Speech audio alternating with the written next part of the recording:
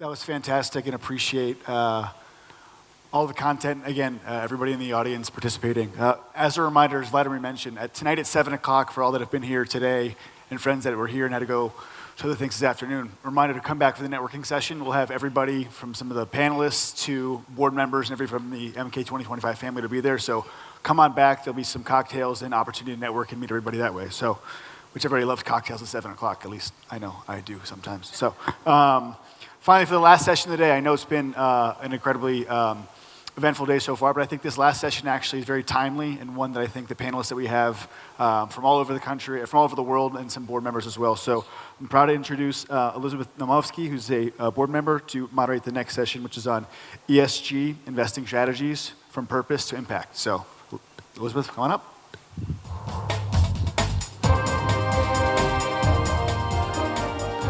Good afternoon, everyone. Welcome to the ESG panel, Investing Strategies from Purpose to Impact. But before we begin, everyone knows the term ESG. Everyone's heard it. We've heard it often. But what exactly is it? Environmental, social, and governance. Those are the three pillars through which an organization's effect on the environment and society can be measured. It's about determining if businesses and countries are sustainable. That is, if they're not compromising the needs of future generations by ensuring a balance among economic growth, environmental care, and social well-being. So let's do a quick breakdown before the panelists come up. E is for environmental. Environmental encompasses everything from biodiversity protection, energy efficiency, emissions, climate change, air and pollution, deforestation, and even the water we use. Basically, it's how a company interacts with the natural world. S is for social. This is how a company promotes well-being for their people and the communities where it operates. It's about diversity, equity, and inclusion, and not only gender-based. Privacy and data protection, human rights, interacting with your community, employee engagement, labor standards, customer satisfaction, and true partnership with the local governments where it operates. G is for governance. It's all about the board composition and the proper scaffolding of policies and practices that ensure compliance with international and local laws and governance best practices. Questions typically falling under the G for governance are, does the board have proper oversight of the company's risk? Are there policies that ensure that there are checks and balances that prevent officers or employees from taking bribes or paying bribes? Are there processes that ensure accountability and full transparency? What about executive compensation? Is it all justified? ESG is redefining the concept of shareholder value and is so much more than the environment. Many don't believe in ESG. They think it's a fad, a nuisance, or a farce. However, the key is that creating value is all about looking for finding opportunities to allow you to make better decisions. And now, why is ESG important for countries? ESG compliant companies contribute to the country's Sustainable Development Goals, which are SDGs. SDGs are 17 goals that all United Nations member states have agreed to try to achieve by the year 2030 in order to end poverty, improve health and education, reduce inequality, and promote economic growth, while contributing positively to climate change. As Prime Minister Kovacevski mentioned earlier, Macedonia has been a member of the United Nations for 30 years and is committed to working towards these goals. There's also a corporate perspective to ESG, as institutional investors are extremely interested in integrating ESG in their investment protocols, and they do it for many reasons. Because institutional investors and major shareholders are all speaking out now. Corporations are listening, and they're making changes in terms of reporting and incorporating ESG across their operations. Just to let you know how big this is, the Harvard Law School Forum on Corporate Governance in February just stated, global ESG assets may reach $50 trillion by 2025. 1/3 of the projected total assets under management globally. That's huge. So there's so much to unpack here, and I'm extremely excited to introduce this amazing panel. So from Toronto, Canada, Beatriz Orrantia, board member and an international strategic advisor. From Skopje, Macedonia, Viktor Mizo, vice president, governmental affairs at Kostal Group. From New York, USA, Eliza Prendzov, head of partnerships at 17 Asset Management, and also runs her own consulting firm. And from Skopje, Macedonia, Branko Stanchev, chief commercial officer at Makedonski Telekom, AD. Once again, I'm Elizabeth Naumovski, vice president marketing at Caldwell Securities from Toronto, Canada. So let's begin.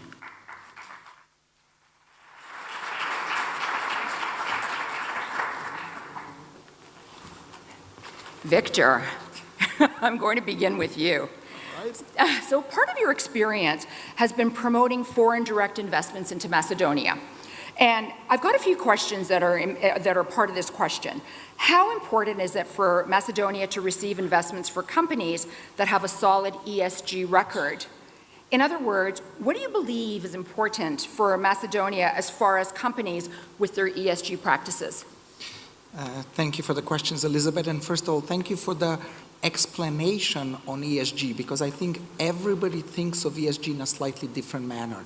And that sometimes has to do with the type of company you're working in, the environment you're in. Each country in the world may not think about that in the same way. And first of all, we're gender balanced. So from that standpoint, at least we are ESG compliant. We're ESG compliant, yes. But first and foremost, what is very important, the employee is in the center of every business and every company. The employees are our best and most important assets. So the employee well-being and their satisfaction is more important. Back in the day, it used to be customer satisfaction. No, the customer is not number one. First, it's your employees.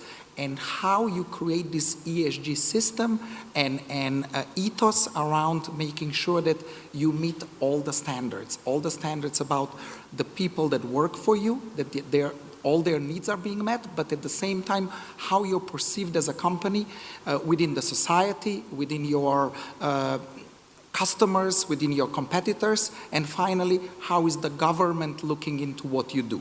So as you stated, it's very important for us as a country in this part of the region to see what are the multinational companies that are being brought in Macedonia over the period of the last 15 years, how they're viewing ESG. I would say multinational companies, especially listed companies from North America, but also family-owned businesses from Europe, because majority of the European investments are not necessarily listed companies, but maybe especially from Germany, like the company I work for is a family-owned business. They are not only ESG compliant. If they're not ESG compliant, if ESG is not part of their strategy, they just cannot operate in the world today.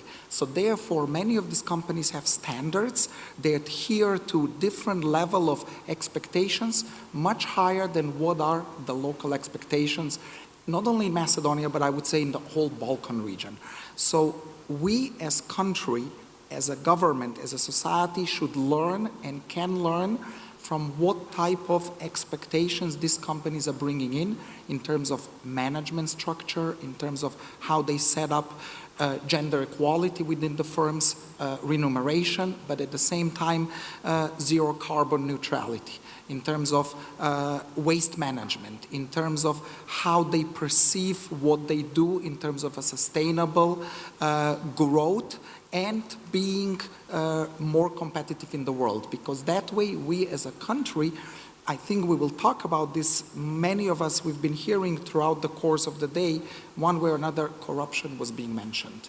In my opinion, ESG is also about ethics, about morals. It's not only about what is in legislation.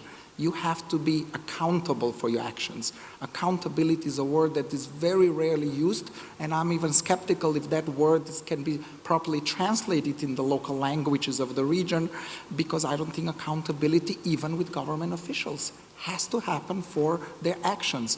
We have to be accountable for what we do as companies, as corporate officers, but at the same time, accountability is a two-way street. Like the last gentleman in the previous panel said, it takes two to tango. Right. So therefore, it's not just us, it's the other side as well. And it's good that you talked about the fact that ESG is part of the people who work for you.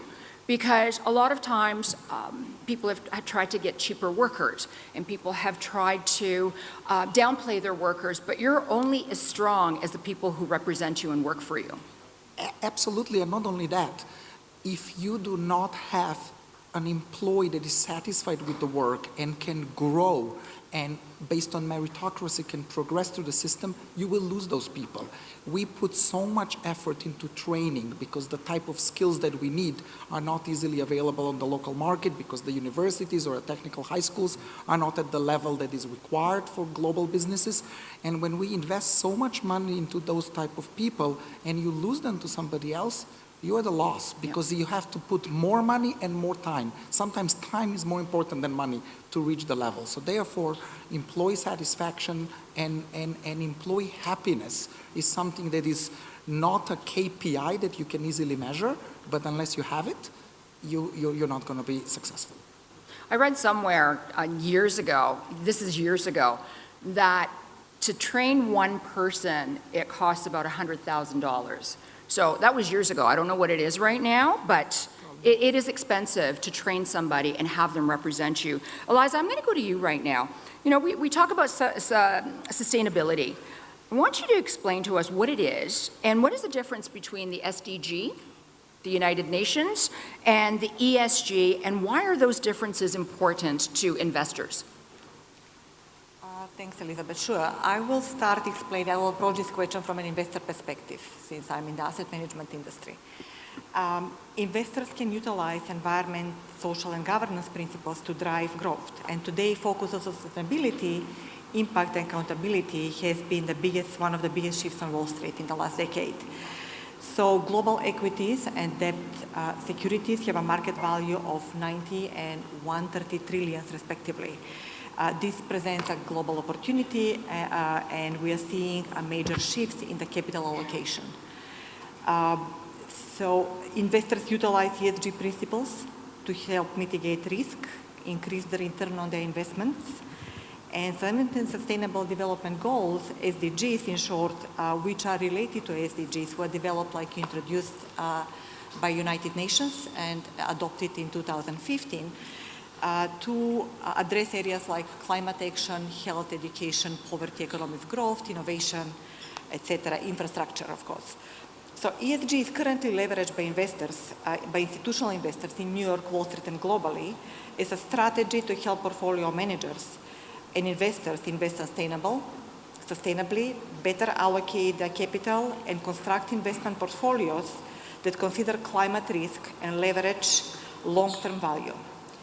Investors consider ESG as part of the risk assessment as well in their due diligence process when investing in the stock market and private equity space as well. So climate risk is investment risk, and integrating climate and sustainability considerations into investment processes can help investors build more resilient portfolios and achieve better long-term risk-adjusted returns. Therefore, entrepreneurs and investors need to understand ESG so that they can understand the value that ESG brings to the table. Private equity is a growing category of investment, and ESG alignment is increasingly driving and connecting capital with investable opportunities. So these considerations apply to blended finance as well, another growing category. So business and investors need clear ESG metrics and measurement as a strategy for long-term value creation. With the SDGs, the main difference, I would say, is that with the SDGs, investors can make a specific impact investment towards specific goals. So in addition to ESG-aligned strategy, investors can choose to invest in companies focusing on improving health, improving education, fighting climate change. And SDGs are driving private impact investments in a large number. It's a growing segment.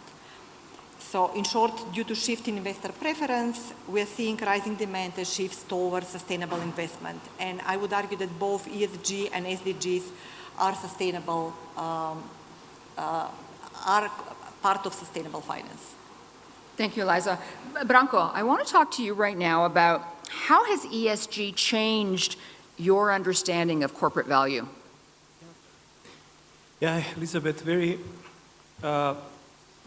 adequate question, actually. What we are seeing that during the last years, there is a huge change of the pace how the ESG is being understood and incorporated. We as Telekom, we see that we have a huge responsibility. Why? Because we are having direct relations with more than half of the society, I would assume, with 2/3 of the society. We are very influencing on the communication and on driving the opinion of the public, and also we were growing together with the society. And on the other hand, being a part of the most valuable European brand in the world, Deutsche Telekom, we are simply imposed to act in the same manner as the acts that are happening in western part of the world, in Western Europe and in US. What I see is that we are aware that each and every company is given the right to operate by the society. And there is a kind of a mutual agreement with the society, some of them in written form, some part in written form through the legislation, and some part which is left for the companies actually to act on their own. And what I see is that the corporate value has changed a lot, because in this space where we are left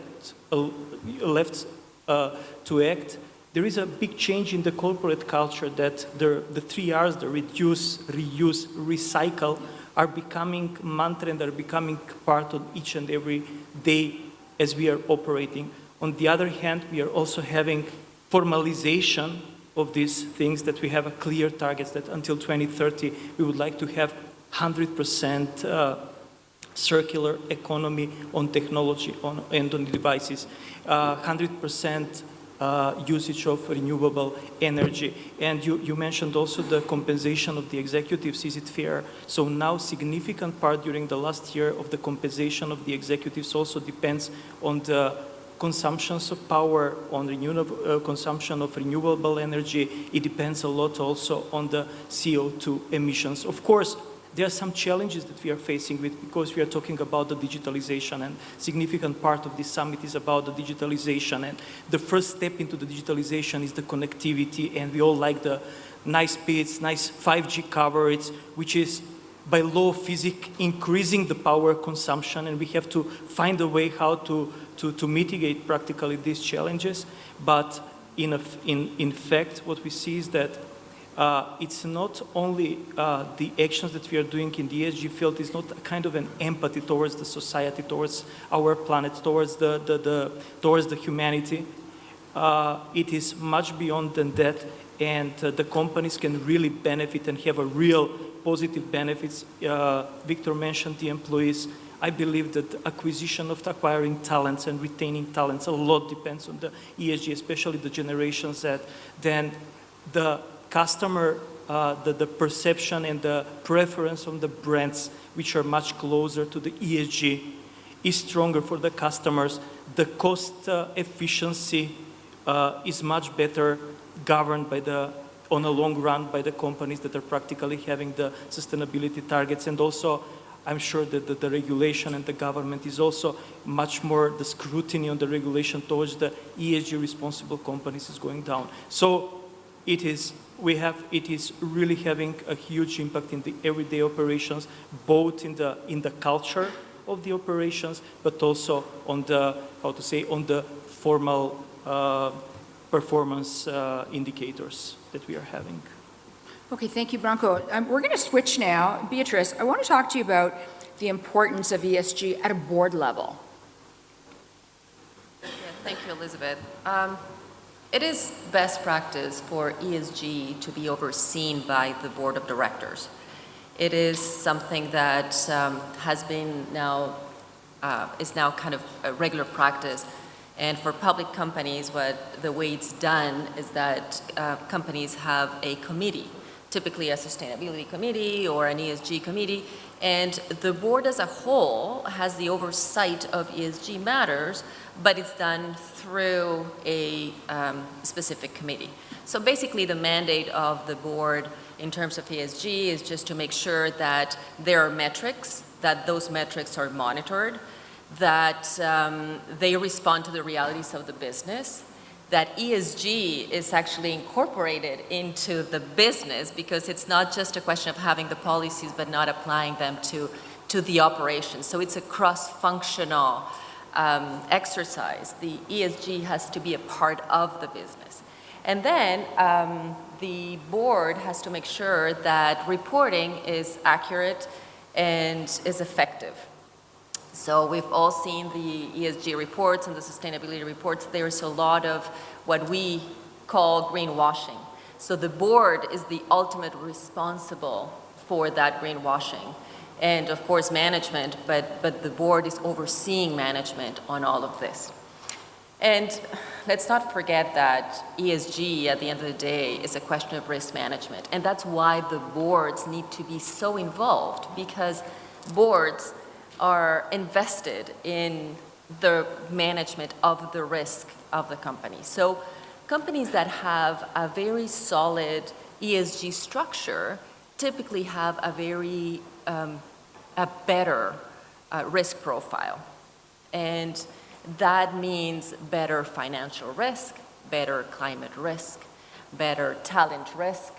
And I'll go into detail if you want a little bit, so we have a clear understanding. So for example, for financial risk, if a company has good ESG, investors are more appealed to the company, so you will have better access to capital, and banks will be able to give you better terms in your lending agreements. So that's financial risk.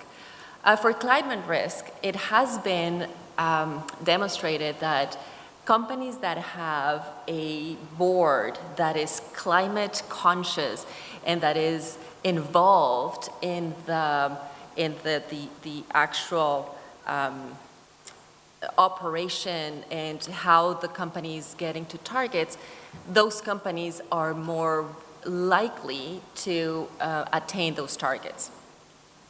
I also mentioned talent risk. So we have all been talking about employees. So if the company has solid ESG, then it means that there is more talent will be attracted to the company, and the compensation structure will be better, and there will be diversity and inclusion, and there will be factors that are very important for workers these days. And the last risk that I would like to touch on is reputational risk. If a company has good ESG scaffolding, as you said very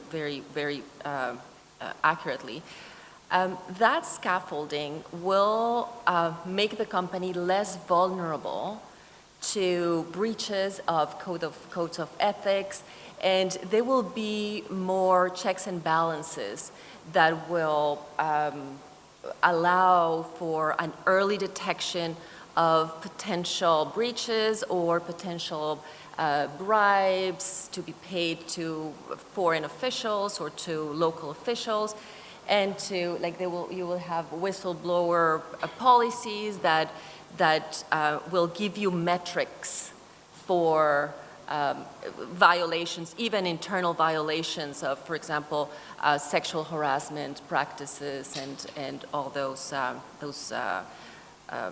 elements. So all in all, ESG needs to be overseen by the board to be for a company to have proper governance, and this translates into a better risk profile for the company. So I'm going to stick with you one more time, because there's a few questions that come in. Someone was asking about greenwashing, which you just talked about. But one of the questions too is emerging trends. So I know that we've been reading throughout the world right now, Europe and North America, about a new trend called just transition. So could you explain just transition to us? Oh, that's my passion. So if I go over 1 hour, and if I start moving my hands, then it means that I love this. Just transition it was a concept that was introduced by the Paris Agreement. So that was a long time ago, 7 years ago. And, but it is only now that is gaining momentum. And the reason why it's gaining momentum is because investors, especially institutional investors, are very interested in it. So I will explain what just transition is. So just transition is when companies do their decarbonization or their energy transition in a way that mitigates the social impact. So what you may have read on the papers is that, okay, it was a transition without leaving anyone behind. But what does it mean not leaving anyone behind? It means that workers need to be retained, retrained, or redeployed in order for them to keep their livelihoods. So what does it mean for communities? For communities, it means that, well, if you're retiring a coal plant, for example, there are people living in the community who will be affected by that. Or the same if you're building a wind farm.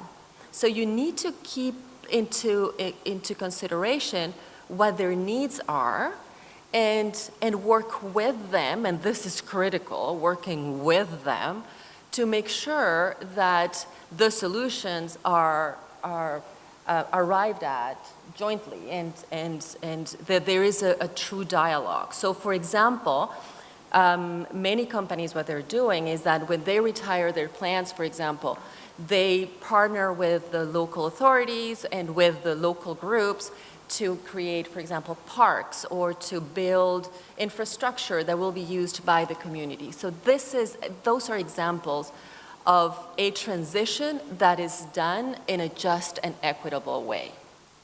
So what is happening now is that a couple of years ago, obviously starting in Europe, a couple of companies started reporting on just transition. So there was one electric utility company in the UK and another one in France and another one in Spain that they had their just transition reports. And they are acknowledging their social impact and that they're committing to mitigating that social impact, which is great. So that was a couple of years ago. That was followed in the States, especially in the utilities industry, by 3 or 4 just transition reports last year. And what we're seeing is that now investors, the investors that I was talking about, all those, like the big black rocks and the big names, are now so interested in this social aspect that they're willing, and they have done it, to go during the proxy season and fight for those just transition disclosures and by way of resolution. So they are using their right as a shareholder to ask for the company to do something. So we just recently, a couple of weeks ago, saw one for Exxon and one for Chevron. And so we are way in into the best part of what is to come in terms of just transition. And the last part that I want to mention, I don't know if I'm going over time, but is that it is very important for companies not only to report, but also to have plans and to come up with those plans together with the stakeholders. So they need to not only communicate to stakeholders, okay, this is what we're doing, is that, okay, what can we do together? And that is a solid transition plan. Thank you. So Thank you I'm for going to the transition question. now to Viktor, because Beatriz, you talked about working with them, right? And now, Viktor, from a foreign direct investment company perspective in Macedonia, what are your needs, your customer expectations on clean energy and carbon neutrality? And also, what about the bureaucratic process for installing the photovoltaic systems, and how's it being addressed by the business community? I know it's a big question, but you've got a big answer. As a company, we work in the automotive industry, and one of the primary products that we make here actually goes directly in electric cars. So therefore, for our customers to be compliant as far as zero emissions, as far as energy and carbon neutrality is paramount. We even had And I'm not talking only about the last 15 months since the Ukraine situation when the energy prices exploded and everybody wanted to install photovoltaics all of a sudden. But I'm going back to 3 years ago. We had customers, not only European automotive companies, but non-European automotive companies, expecting that in order for us to bid in an RFQ to produce potential component here, we have to give them a step-down plan that by 2025, 100% of the energy that we use will come from renewable sources. And not only to give them that type of plan, but to get EU-issued certificates that all the electricity that we use comes from green energy. First of all, 2 years ago, it was not so easy to get that type of document here because there were lots of domestic companies that were dealing with electricity distribution. You can get a lot of documents, whether they meet EU requirements or not, that's another topic that maybe we should not go into here. But what I'm trying to say is that we have to be very diligent to make sure that what our customers are requesting, we have to do that as part of the supply chain, but also we have to request that from our suppliers as well. Because just because if we are compliant, who cares if 60% of the material that comes towards us as a component that goes in these sub-assemblies, if they do not come from clean energy.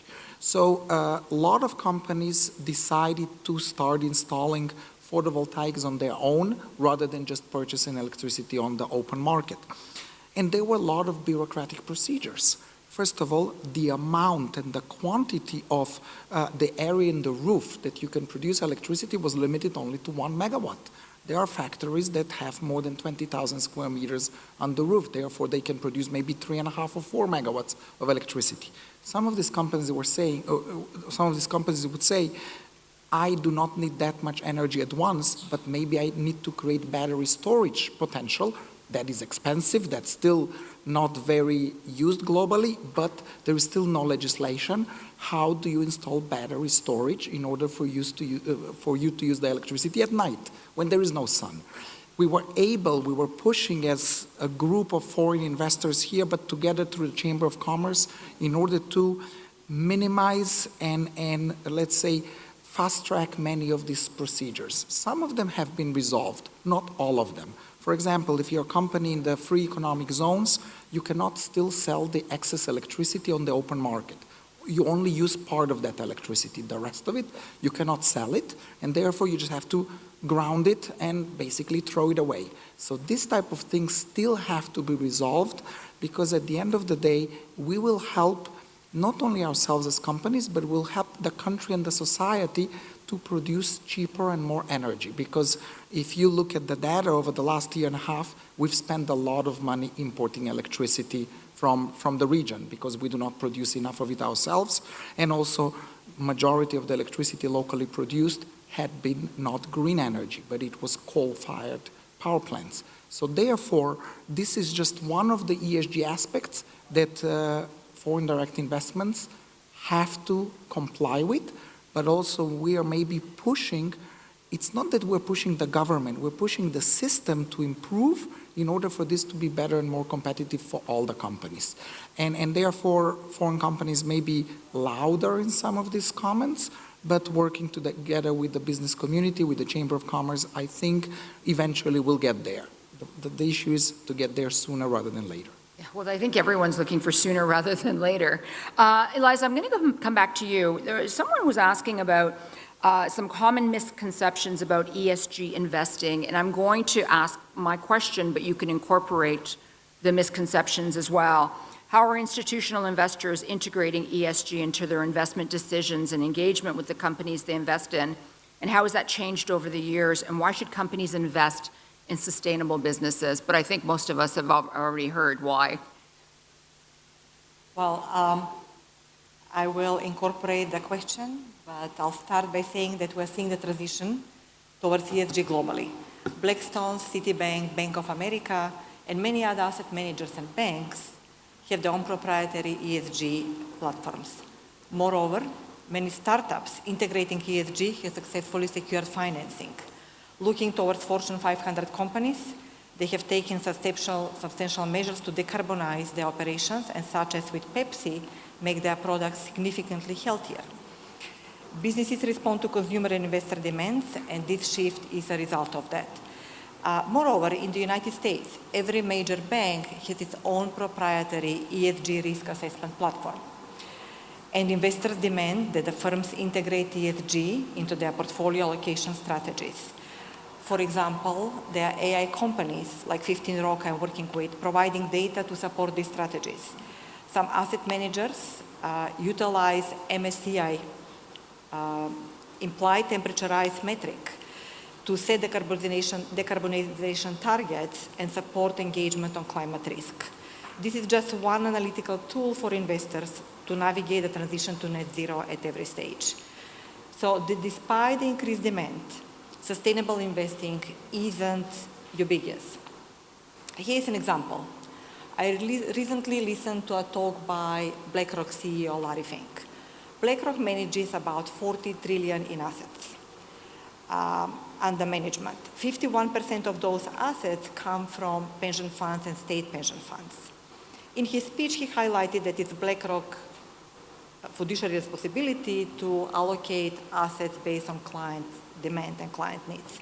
So many of the clients demanded ESG considerations, but some of the clients, like he said, for example, Iowa, Kentucky, South Carolina, they demanded that ESG considerations are taken out of the portfolio strategies and allocation. So they withdrew their funds. So this is just example that ESG is ubiquitous. So in the case of the states that don't want ESG in their portfolios, I think the difference is that they have this misconception that ESG sacrifices returns. And that's the biggest misconception. I think the difference is that they have, that a lot of people still think of ESG equals to, ESG is too conceptual for many people. So the challenge is to draw very concrete links between, let's say, reducing pollution or improving health in our products, and then investors will be able to see the benefits more clearly. So when they see those benefits, then, and understand that returns aren't competing, ESG are not competing with the returns, but they are complementary, then we'll be able to secure a buy-in from investors.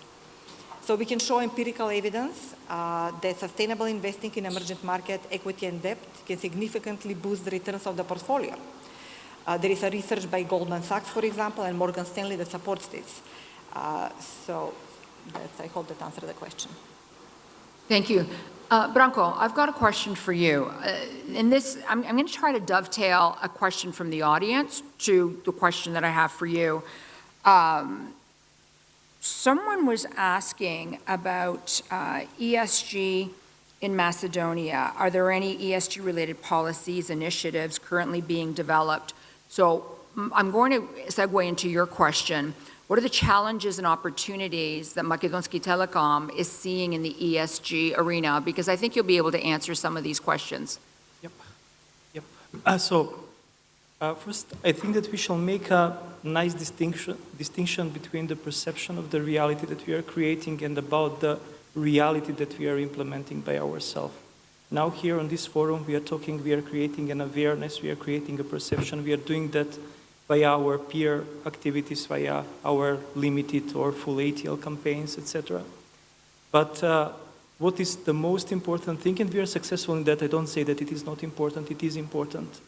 But what is even more important is that we implement the initiatives in the core operations of everyday activities that we are doing, not to make something which is on the top for everything we are doing and after that make a nice PR out of it. It works many times, we can see that many times, but to embed it into the core services and products that we are producing. And I will mention some concrete examples. And sometimes to do these things, there is a risk because of the performance of the company. There is a challenge, but there is a huge opportunity, and there is a need for a courage to do the things. So I will just mention how actually we do it. Magenta is a brand claim for our products and services that we are providing. It's a color. But on the top of that color, we are having so-called green magenta. Green magenta is not something that we can openly and freely use in the country, but we must create an initiative, we must solve concrete problem, and we must show the objective, and after that there is a board in Bonn in Germany that is deciding, okay, whether this company and this initiative is having the right to use the green magenta initiative. And last year, what we actually did, we said, okay, our business is depending a lot on the handsets and on the devices that we are selling. We are selling 140,000 devices each and every year. We are populating the market, and we said, okay, let's do our default proposition. We go to the default proposition, and we say, okay, dear customer, you can get the value only if you bring the old device back for recycling, because we have the baskets for recycling, but rarely somebody is using them. And what we achieved with this, I would say, naive initiative, approximately 15 in just with the first hit, 15% of the devices we sold were substituted by the devices which are being returned back from the homes, for the draws, from the customers. So we just did it in the first year, and we didn't expect that this will be such highly populated, that there will be such a big impact. Next thing is, we were talking a lot about the paper bills, pollution, cutting the trees, etc., and this eco initiative. And there is a way how to do the things. You can say, okay, dear customer, if you receive electronic bill, we will give you this and this, you get extra value. But the people are really not keen to opt in. They don't like to bother themselves. They don't like to leave the comfort zone. It's valid for us. It's valid for all users. And at the end of the day, what we said, okay, let's do it in the reverse logic. Let's be brave and let's put it in the default portfolio. So dear customer, whatever you are buying from us is coming the default, is coming with e-bill. And finally, there is a time needed for the adjustment, but in a short period of time, we came to the situation that practically all the contracts that the customers are concluding are coming with e-bill. And at the moment, we can say that even with the tough legislation that we are having, and there is a scrutiny in the registration, about signing the contracts, we are having approximately 70% of the contracts which are being signed by digital means. So I believe that whatever we are doing, if we like to have a real impact, it must be reflected and it must be embedded in the core of the business. Otherwise, it will be only a good PR. And I think that the similar way we started, there is a significant portion of this summit dedicated to the digitalization. If you don't do the default proposition, and you practically say, okay, dear customer, you can do this only also digitally, the customers do go to the shop. You can never change that behavior. But if you run the proposition as a default via digital channels, which is also having a lot to do with the environmental protection and following the same philosophy and logic, if you're just embedding the default in the core operations and in the core products and services, then there is a visible impact. And what I mentioned, the 15% of the devices being returned back, I think that now it's much easier to think about 30, 40, 50% for the next year, because the first big step has been made. Beatriz, back to you. We talked about just transition. I want to talk about the latest governance trends in ESG competent boards should be aware of. But there's also a question that came in from the audience, which is tied in.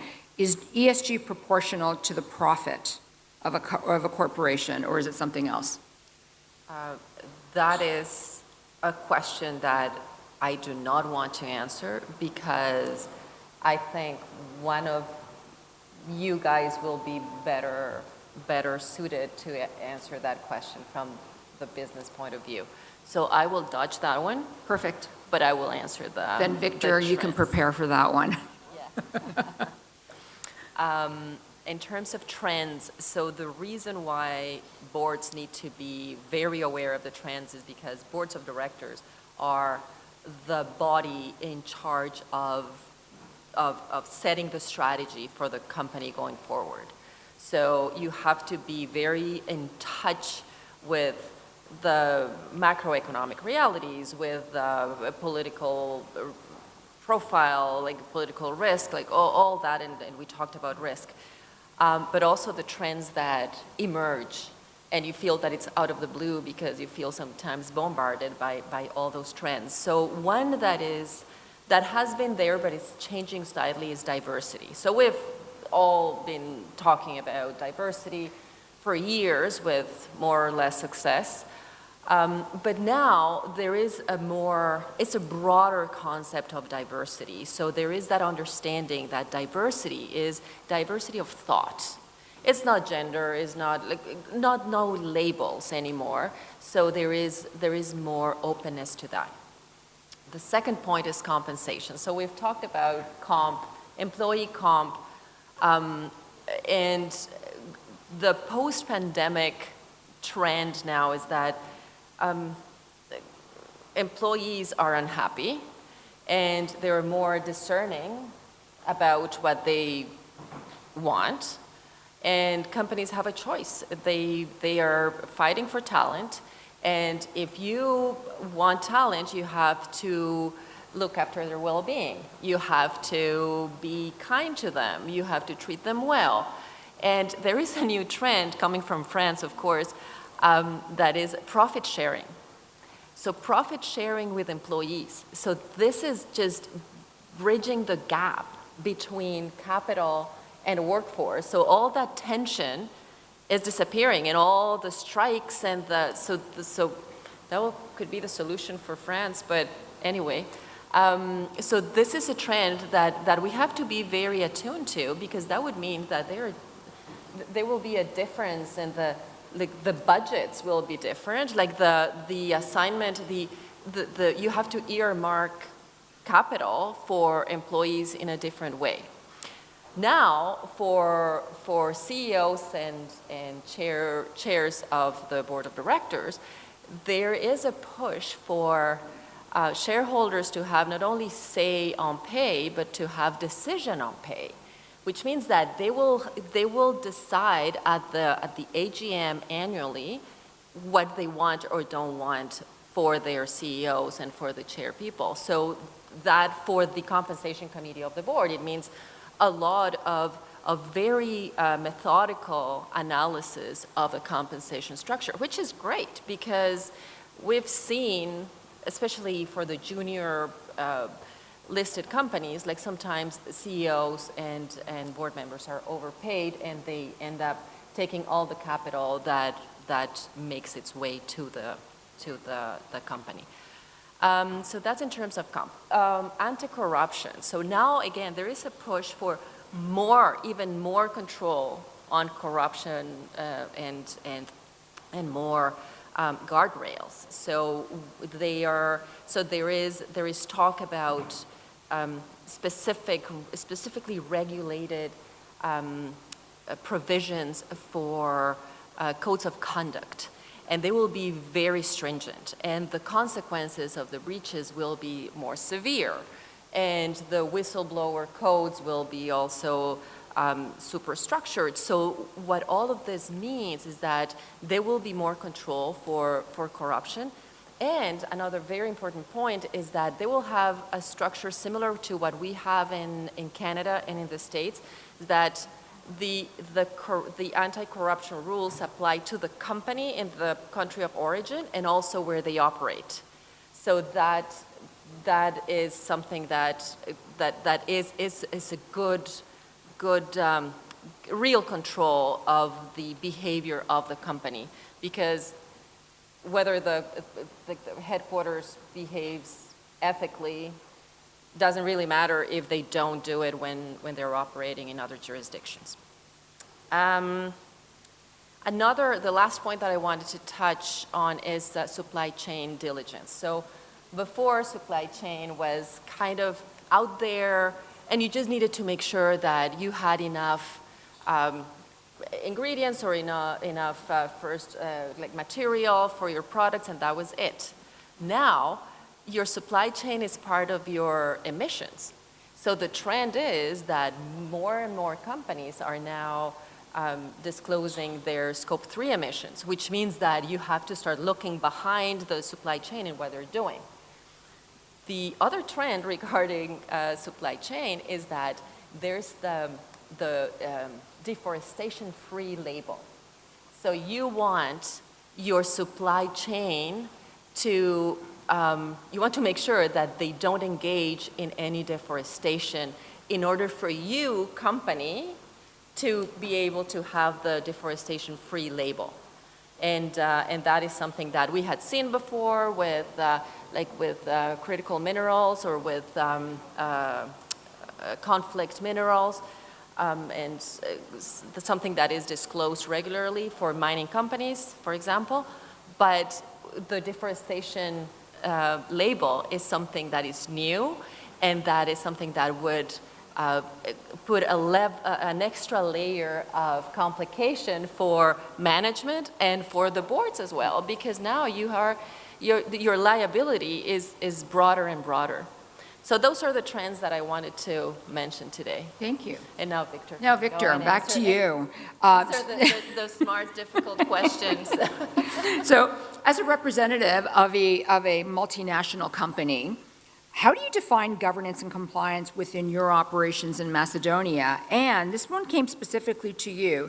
Does driving the ESG agenda mean sacrificing company returns? It's loaded, I know. Let me just first address something what you mentioned about France. This reminds me of 35 years ago in Yugoslavia, we had a term samoupravovanje, where everybody was governing the companies by self-governance, by making sure that everybody was being compensated well. Well, it didn't, but it came from France, so what can I say? Going back to, first of all, I'm just going to do a short quote from a former CEO of Unilever.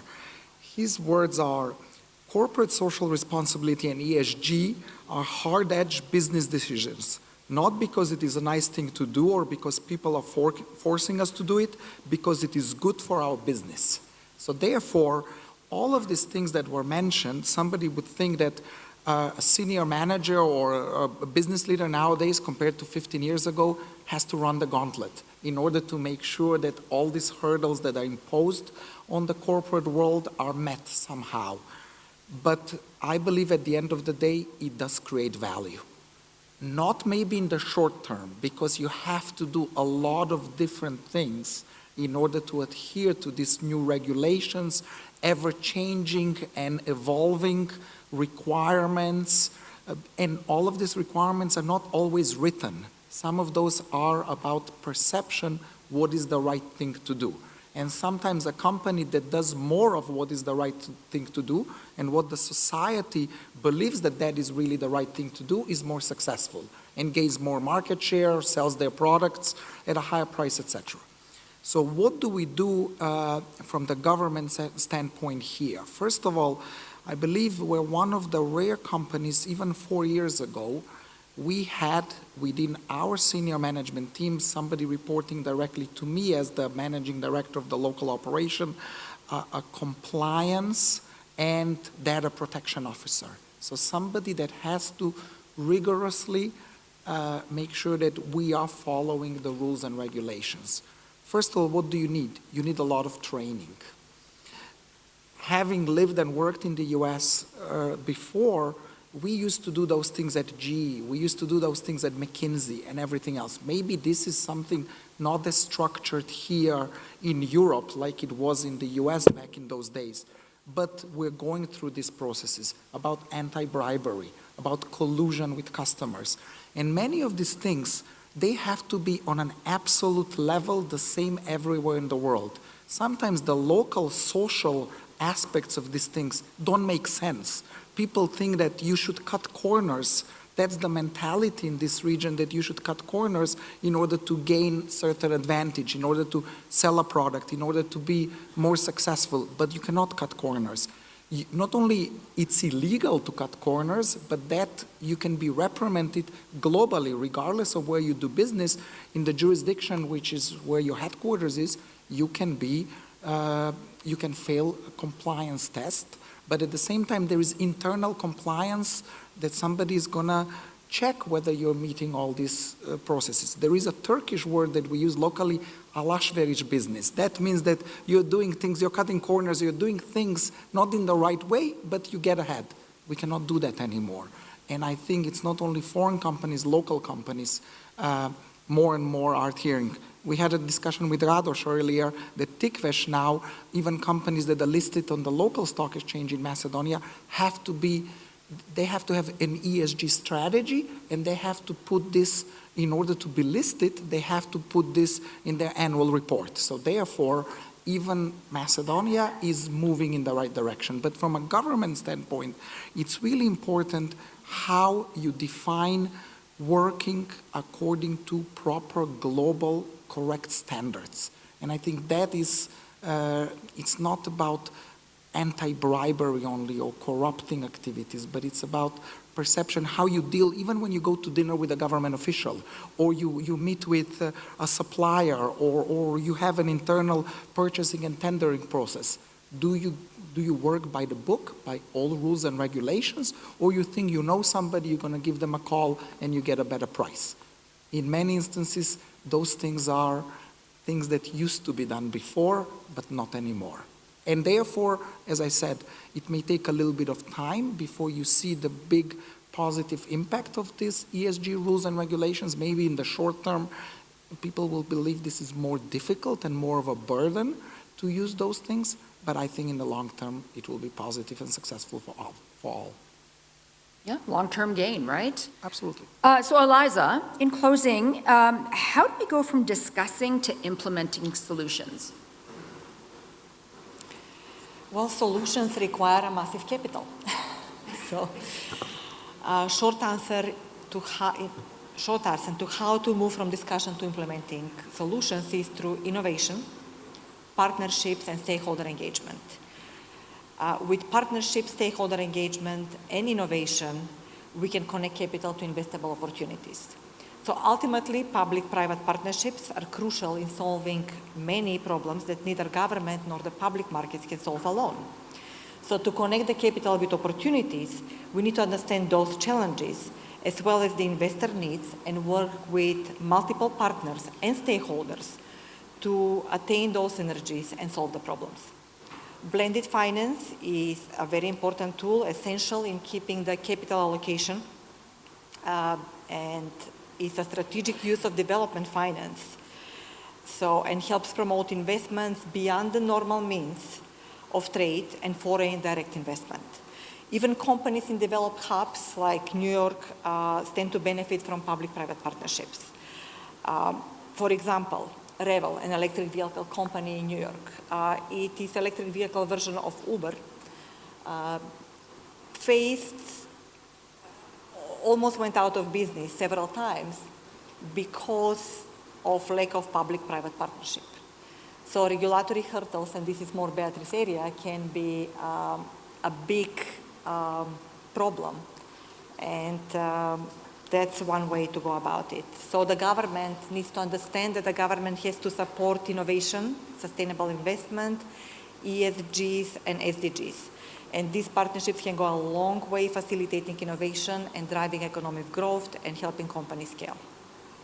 There are many different types of partnerships, and often we see the need for multi-partnerships. And at the center of it all is stakeholder engagement, which is essential part for solutions to work. We have to have a stakeholder engagement, and we have to allow innovation and partnerships to scale quickly and robustly. So we have a lot of tools at our disposal, but the top two would be public-private partnership and blended finance. Thank you, Eliza. Branko, last question to you. Digitization is taking place right now, and Makedonski Telekom is offering full territory 5G coverage. Do you see a shift into other focuses related to ESG that haven't existed or existed up to date? So, yep. Telekom is at the moment covering 42%, 43% out of the total households in Macedonia that are Telekom customers with fiber, which is, I think, one of the leading KPIs, even when we compare ourselves with the Western countries.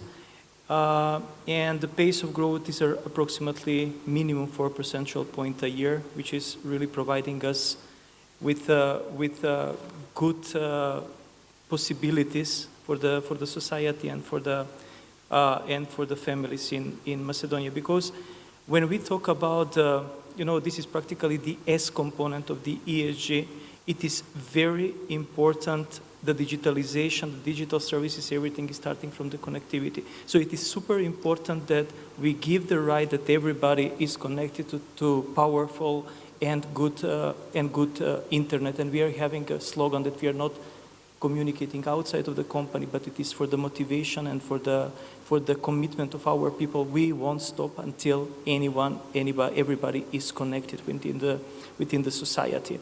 So first thing is the connectivity, and there really we are putting our effort. Of course, in the places where we won't be able to reach with fiber, the 5G is there as a substitute product, and we are going to connect the customers.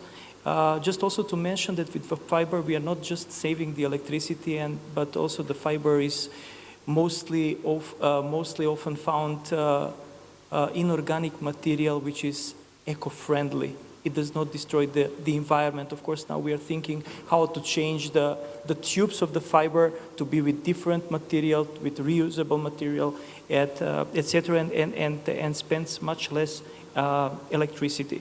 So the first thing is the connection. The second thing is affordability, because not everybody, and the digital inclusion, because not everybody is capable in the society really to pay or to get the services, and we are trying practically to make the services affordable to everybody, that everybody has the opportunities of now, and simply to annul the problem with the digital inclusion and the social differences that we are having in the country. And the third thing is that it's the so-called, I'm playing a bit with the colors. The colors are very important. They are the ones that are generating the sentiments for the consumers, for the human beings. We are also, on the top of magenta, we are also having a blue color, which stands for good magenta. So with magenta, we also try to do good things that we are running through our foundation, Telekom for Macedonia. And because the internet offers a lot of opportunities, but also we have the problem that it is to a certain extent a dangerous place for the youth, etc. And that's why we are having some good initiatives. Last year we have run the Generation Unlimited initiative. This year we are having a new initiative, and what is very important is that we are co-creating with the young people. What we find and what we feel is that the young people, the Gen Z, are not influenced, they are not compromising, they are not loyal, which means that they are not practically compromising with things, and we have the most honest opinion out of them, and we are co-creating and creating some good stuff for example, for avoidance of the speech of hate on the internet, or for protecting the environment. Thank you so much, Branko. And you've just heard some compelling information on ESG from Beatriz, who talked about the world of ESG from a board level and its use in risk management, which strengthens a corporate risk profile. Branko, who discussed ESG from the corporate side and explained how value goes beyond financial metrics. Eliza, who talked about the difference of SDG and ESG and the importance from an investor's point of view, and from Viktor, who discussed Macedonia's sustainable development goals and the importance of good governance and multinational company. So ESG not only encompasses corporations and countries, but individuals in trusted positions, people who are in power, corporate and government, such as public officials. We need transparency, not for legal issues, but for moral issues. We also need responsibility, accountability, and a society that's focused on the good of the people. Fair pay, which we've talked about, equal treatment of people, respect for the environment, drinking water, working conditions, health and safety.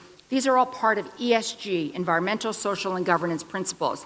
And this is about a fair, transparent, and level playing field, which allows hard work and not bribery or corruption to win. Beatriz, Eliza, Branko, and Viktor, thank you all for your insights.